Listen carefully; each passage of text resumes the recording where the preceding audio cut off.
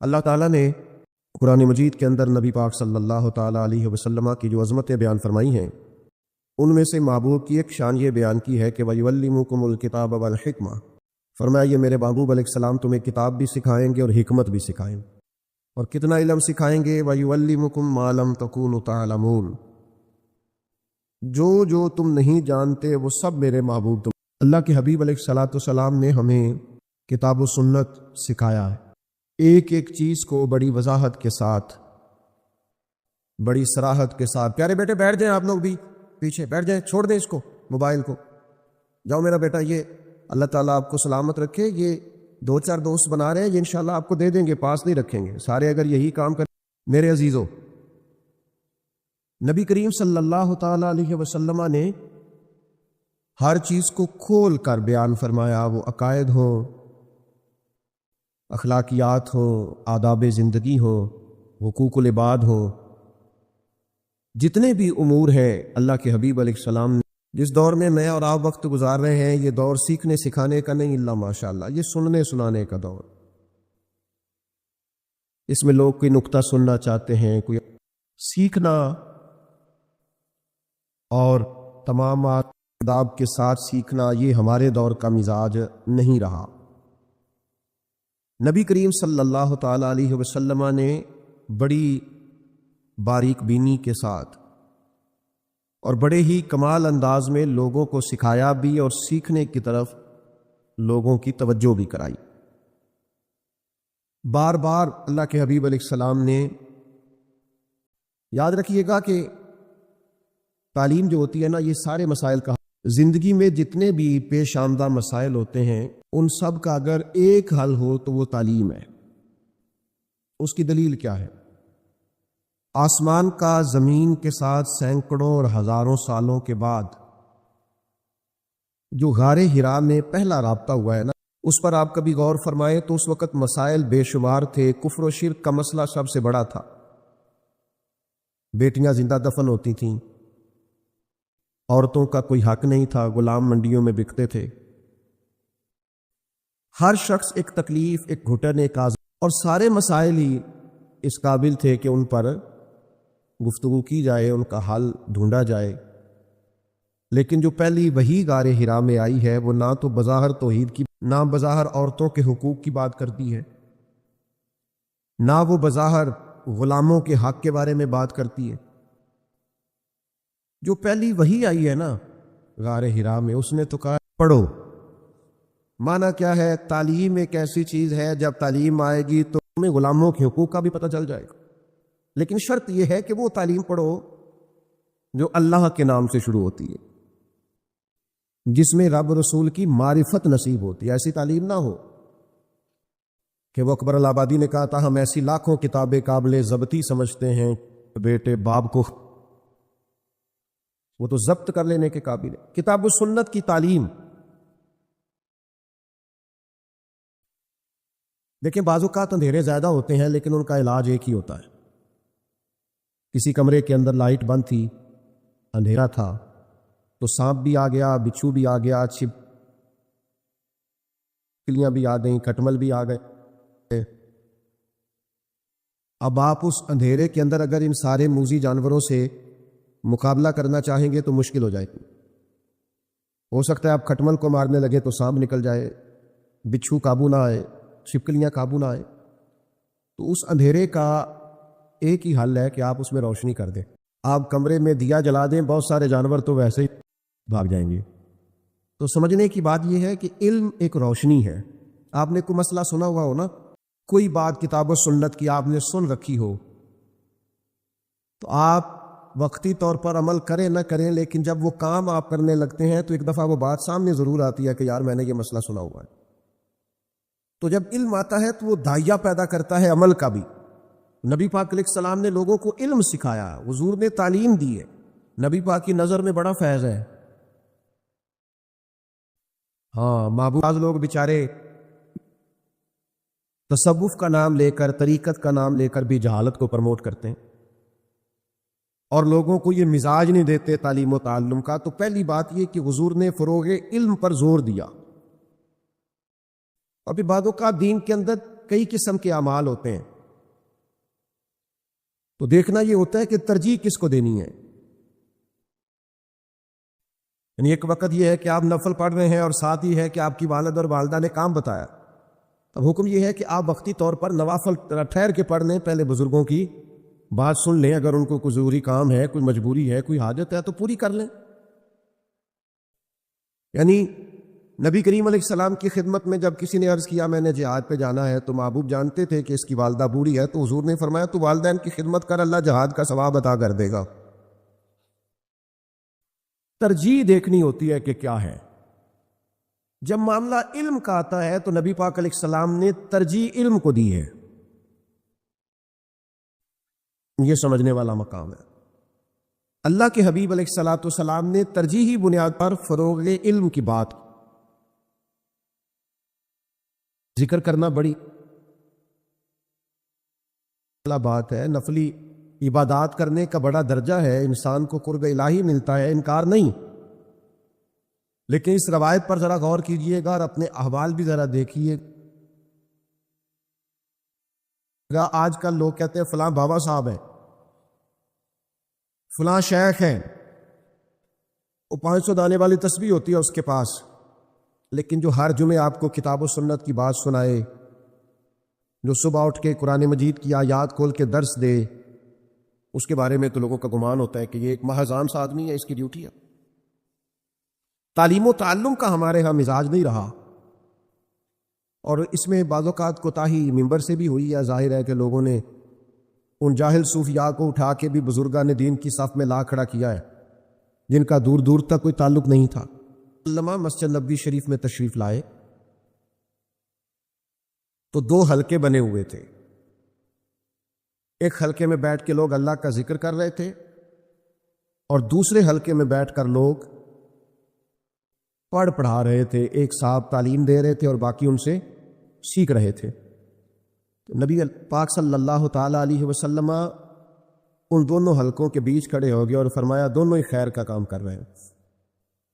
لیکن پھر میرے کریم نے فرمایا میں چونکہ معلم بنا کے بھیجا گیا ہوں، میں چونکہ خود استاذ بن کے آیا ہوں، لہذا حضور بیٹھ اس حلقے میں گئے جہاں پڑھایا جا رہا تھا. اللہ کے حبیب علیہ السلام نے ہمیں ترجیح سکھائی ہے. ترجیح کہ علم تمہاری ترجیح ہونا چاہیے، تمہاری اصل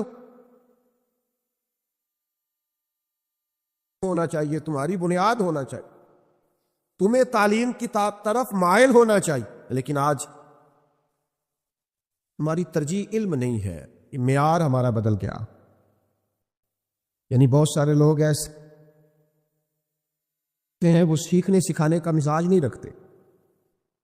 آستانوں پر بھی لوگ جاتے ہیں، آپ مسئلہ بتائیں تو وہ کہتے ہیں کوئی تعویذ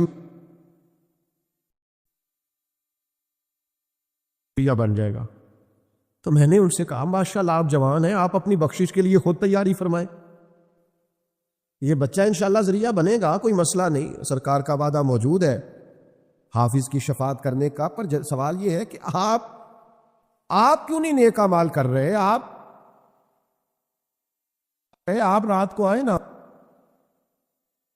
بیٹھے نا آ کے قاری صاحب کے پاس، علامہ صاحب کے پاس. ابھی تو عمر کیا ہے، ڈھیر سارے صحابہ ہیں، ڈھیر سارے بزرگان دین ہیں جنہوں نے پچھلی عمر میں کلمہ پڑھا اور دین سیکھا ہے. تو ہم خود کیوں نہیں جدوجہد کرتے، آگے نہیں بڑھتے، کوشش نہیں کرتے؟ تھوڑا تھوڑا کر کے سیکھنا شروع کرے. میری طرح کا نکما خطیب بھی ہونا کسی مسجد میں تو ہر جمعے ایک آیت کا ترجمہ تو کرتا ہی ہے نا، ایک حدیث پاک تو بیان کرے گا ہی نا، اور آپ سے وہ صرف اتنا مطالبہ کرتا ہے ذرا ٹائم پہ جایا کرو. لیکن ہمارا سیکھنے سکھانے کا مزاج نہیں ہے. اور دوسری بات یہ ہے کہ نبی پاک نے علم سکھایا ہے اور ساتھ حکمت سکھائی. وَيُعَلِّمُكُمُ الْكِتَابَ وَالْحِكْمَةَ، دانائی بڑی نعمت ہے. نبی پاک علیہ السلام نے فرمایا حکمت مومن کی گم شدہ میراث ہے، جہاں سے ملے وہاں سے لے لو. دانائی بڑی نعمت ہے. آج کل جو سیکھنے سکھانے والے ہیں، اور بالخصوص جو میری طرح کے سکھانے کا دعویٰ کرنے والے ہیں، ان میں وہ حکمت نہیں، وہ فہم و فراست نہیں، وہ بصیرت نہیں. وہ لوگوں کی نفسیات نہیں سمجھتے کہ کیا بات پڑھانی تھی اور کس طرح سکھانا تھا اور کہاں کر کے مجھے قائل کرنا تھا. اور حکمت بڑی نعمت. ہم بچوں کو، اگلی نسل کو بڑی سے تدبر سے، حکمت سے، بصیرت سے. وہ ایک بادشاہ تھا تو اس کو خواب آیا کہ میرے سارے دانت ٹوٹ گئے ہیں. اس نے ایک معبر سے، تعبیر بتانے والے سے بلا کے کہا کہ یہ کیا تعبیر ہے کہ میرے سارے دانت ٹوٹ گئے ہیں؟ تو کہنے لگا اس کی تعبیر یہ ہے کہ افسوس سے مجھے بتانا پڑ جائیں گے تو میں نے جی کہ کیا کرتا ہے. پھر ایک اور تعبیر بتانے والا بلایا، اس کو بھی وہی خواب سنایا کہ میں نے خواب دیکھا ہے کہ میرے سارے دانت ٹوٹ گئے ہیں، تو تعبیر کیا ہے؟ کہنے لگا بادشاہ سلامت مبارک ہو، تعبیر بڑی اچھی ہے. کہا کیا مطلب؟ کہنے لگا مطلب یہ ہے کہ آپ کے خاندان میں سے اللہ سب سے لمبی عمر آپ کو عطا فرمائے گا. نہیں سمجھ آئی میرا خیال ہے بات. آپ کے خاندان میں سے اللہ سب سے لمبی عمر، تو بادشاہ نے اسے انعام دیا. تعبیر ایک ہی نہیں، بات اگرچہ بے سلیقہ ہو، کلیم پر بات کرنے کو سلیقہ چاہیے. آپ بات کریں پر سلیقے سے کریں. اس نے بھی وہی تعبیر بتائی لیکن کہا میں افسوس سے بتا رہا ہوں. اس نے بھی یہی تعبیر بتائی اور کہا میں بڑی خوشی سے بتا رہا ہوں. ہمارے ہاں نا سلیقہ نہیں. بزرگ مجھ سے ناراض نہ ہو جائیں تو ایک چھوٹی سی بات بزرگوں کے لیے کر لوں. چلو رہنے دیتے ہیں. شاہ صاحب سے پیار ہے، دوبارہ بھی آنا جانا ہے، کر لو بزرگوں سے ایک بات. بزرگوں کا دانا ہونا اور حلیم ہونا، ٹھنڈی طبیعت کا ہونا بڑا ہی ضروری ہے. اگر کوئی بزرگ جلد بازی دکھائے گا اور طبیعت میں تیزی ہوگی اور شدت ہوگی تو وہ خاندان کے بکھر جانے کا خدشہ ہے. جتنا کوئی بڑا ہے اس کا حوصلہ بھی اتنا بڑا ہونا چاہیے. جتنا کوئی بڑا ہے اس کا ظرف بھی اتنا بڑا. بلا کتنا بڑا ہونا چاہیے؟ سلطان بہو کہتے ہیں دل دریا سمندر اور ڈونگے تے کون دلاں دیاں جانے. اور پھر کہنے لگے 14 تبو کی دلے دے اندر اساں تمبو وانگوں تانے. بھائی بڑا حوصلہ، حلم، بردباری، ٹھہراؤ، چیزوں کو غور سے دیکھنا. ہمارے یہاں لوگ جذباتی فیصلے کرتے ہیں، رد عمل بھی جذباتی ہو کے دیتے ہیں. بھائی جب تک آپ تدبر نہیں رکھتے، فہم و فراست نہیں رکھتے، حکمت نہیں رکھتے جو نبی پاک نے اپنی امت کو عطا کی، اتنی دیر تک آپ کسی بھی کام میں آگے پورے طور پر کامیاب ہو سکتے. نبی کریم علیہ السلام کے چچا ہیں حضرت عبداللہ ابن عباس، حضرت عباس ابن عبد المطلب، جناب عبداللہ ابن عباس کے والد حضرت عباس چچا ہے حضور کے. 2 بھائی ہوں، مثال سنیے گا. ایک بھائی بڑا ہے، ایک چھوٹا ہے. چھوٹے کی تعلیم بھی زیادہ ہے، کاروبار بھی اچھا ہے، شہرت بھی زیادہ ہے.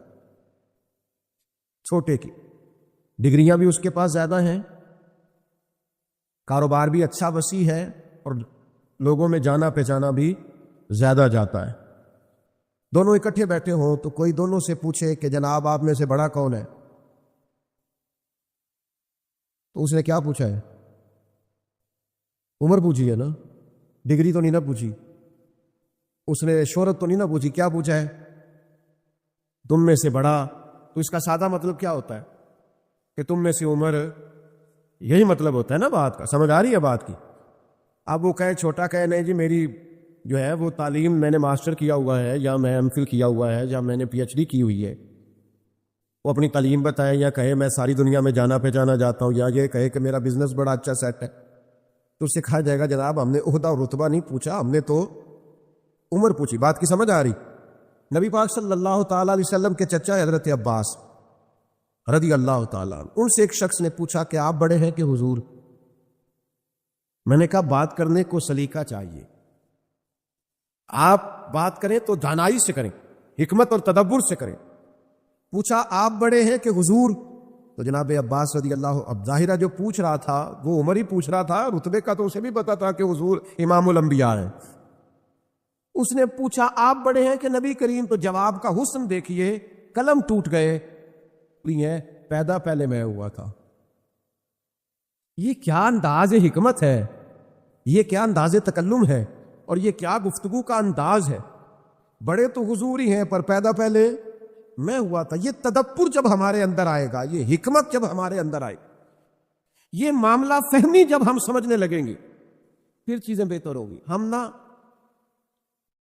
وہ ایک صاحب میرے پاس بچے کو دم کرانے لائے تو کہنے لگے ضدی بھی بڑا ہے، شرارتی بھی بڑا ہے، بقیہ اس کے بہن بھائی تو بڑے نفیس ہیں، لیکن یہ ان سب میں سے زیادہ سخت طبیعت کا ہے. تو میں نے کہا آپ اپنے بچے کے سامنے ہی ساری باتیں کر رہے ہیں، اس بیچارے کا تو ذہن بن جائے گا کہ میں اپنے خاندان سے الگ تھلگ ہوں.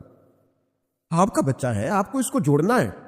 اگر اس میں کوئی بات ہے بھی تو اس کی اصلاح اس طرح کریں کہ اسے پتہ بھی نہ چلے کہ میری تربیت ہو رہی.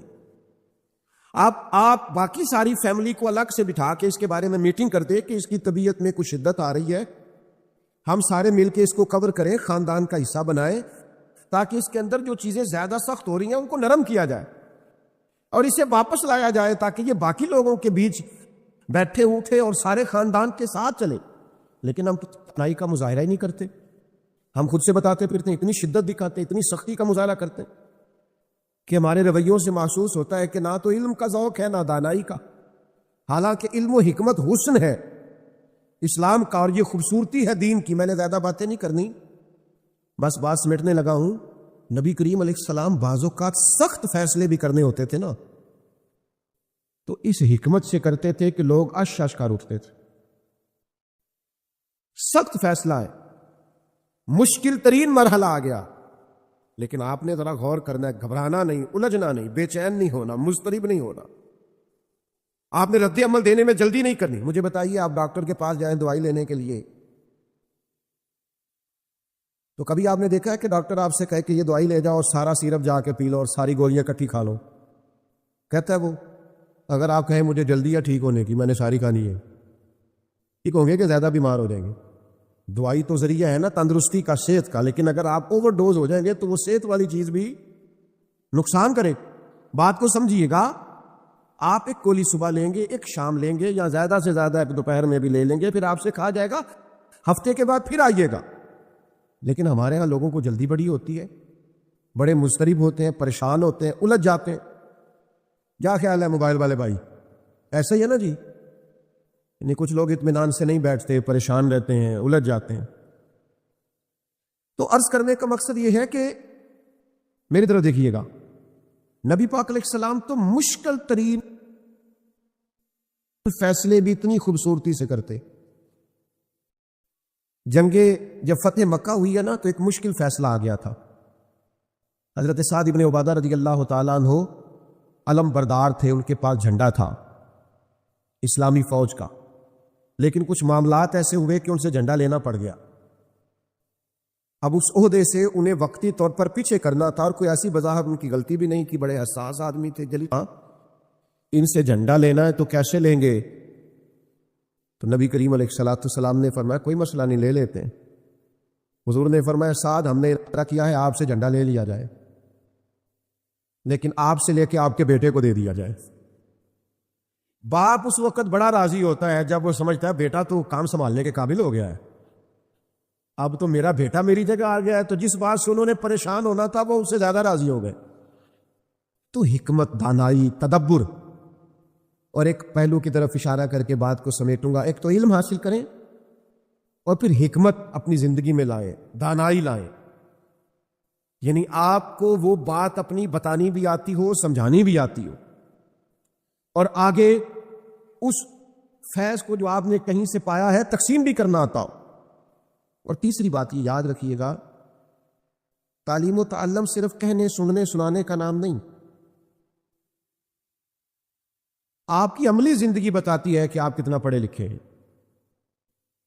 دو بندوں کی لڑائی ہو جائے نا، ایک پڑھا لکھا ہو ایک ان پڑھ ہو تو غلط. حضرت امام جعفر الصادق رضی اللہ تعالیٰ عنہ سے ایک شخص نے سوال کیا، عرض کی حضور